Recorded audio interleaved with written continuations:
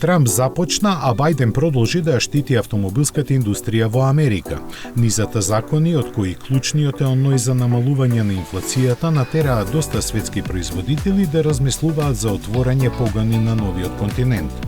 Меѓу нив е и Ауди, кој лани таму има продадено скоро 200.000 возила.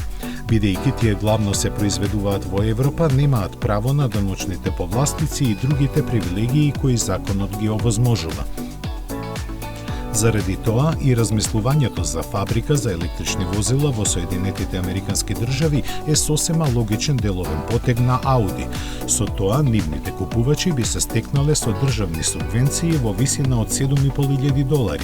Раководството на компанијата потврди дека одлуката се уште не е донесена, така што не се знае ни дали ќе се настапува самостојно или заеднички со другите брендови од Volkswagen групата.